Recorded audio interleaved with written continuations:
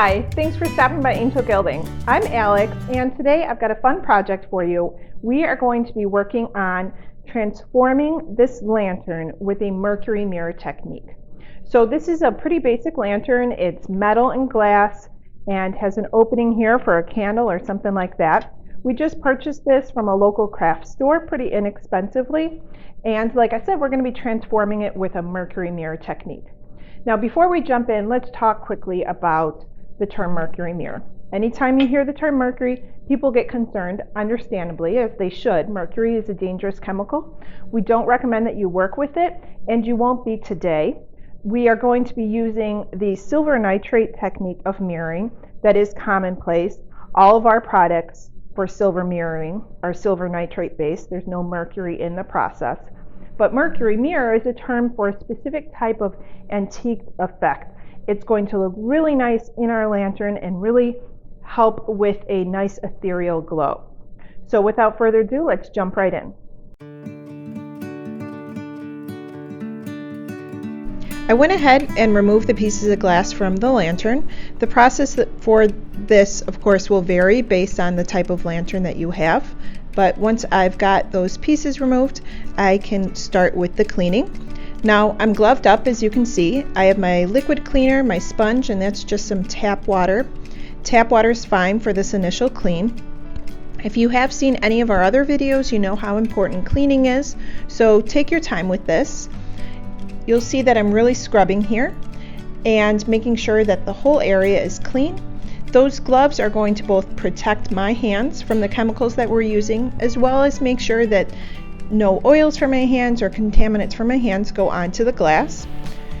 I'm going to keep cleaning, really taking my time here, flipping the glass over, making sure that both sides are clean, even though I'll just be mirroring that one side, and really focusing on those edges. Once that piece is fully cleaned, I'm going to rinse it off with my tap water and then move on to the next. I went ahead and sped this up for you, but you can see I'm really taking my time and focusing on those edges with each piece. Cleaning is really important.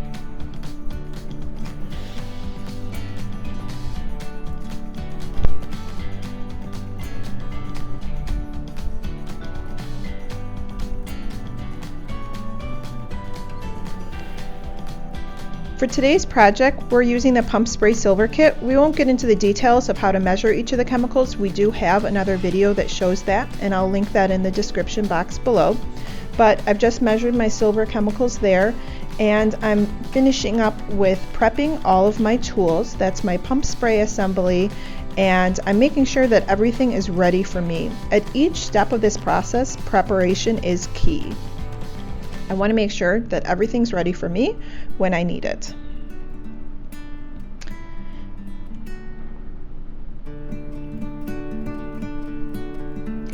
Once I've got my pump spray assembly all pumped up and my chemicals all ready, I am going to go ahead with the glass. Now I need to rinse off that tap water that I had used, and I'm just doing that here with some distilled water. I'm going to be using distilled water throughout the whole process. And now I am ready for my wetting agent. I'm a boot and suspenders kind of person. A wetting agent helps to wet the surface, and oftentimes you don't need it with glass, but I noticed that my water was beating up on the surface despite some really good cleaning, so I'm using it here just to make sure that my chemicals can flow evenly onto the glass.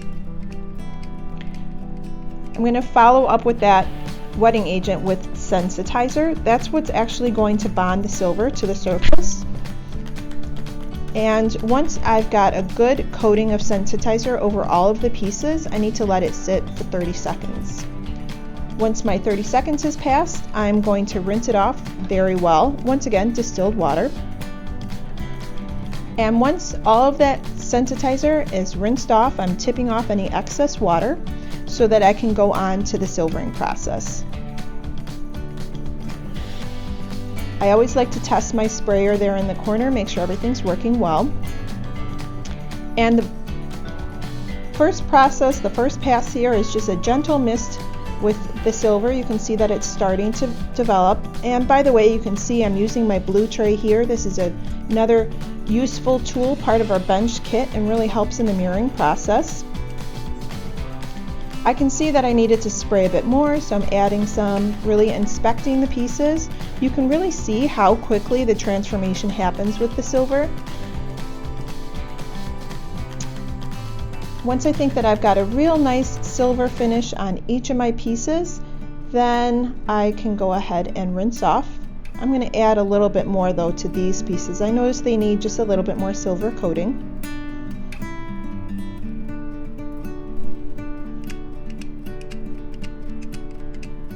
Once my silvering's done, I'm going to rinse off any of that excess silver.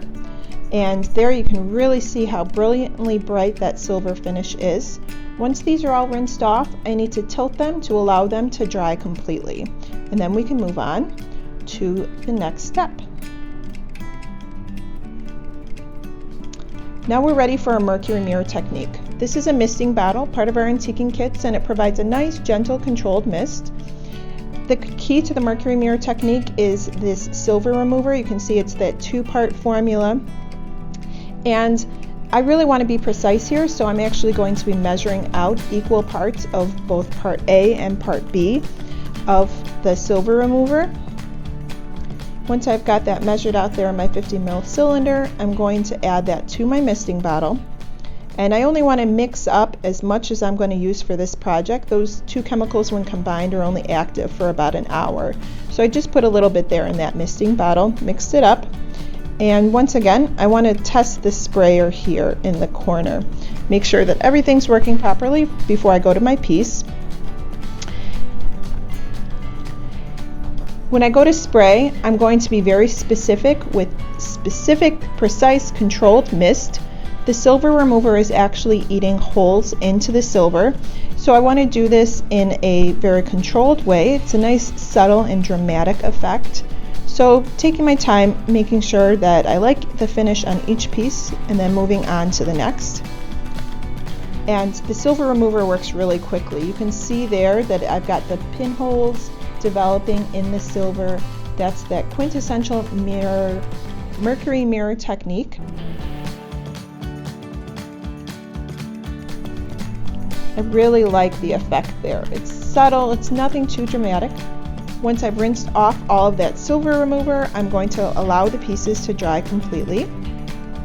And now I need to protect the silver. So I've got my Nicholas Clear Lacquer spray here. This is going to provide a clear coating to protect the silver. And I want a nice full coat over each piece.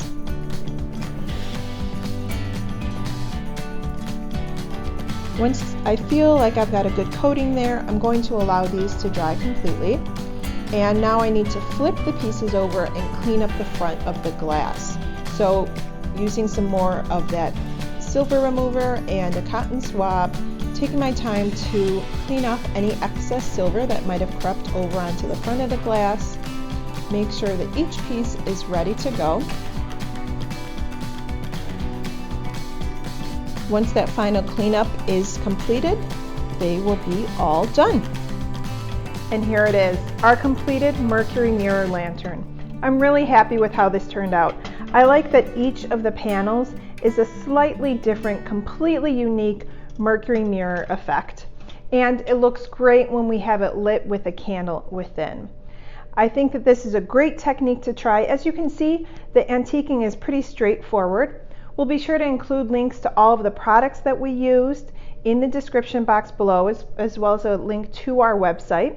If you have any questions about this process, the products that we used, or any other questions regarding making and modifying mirrors, be sure to leave those in the comment box below. And be sure to check out our website, angelgilding.com. Thanks for stopping by.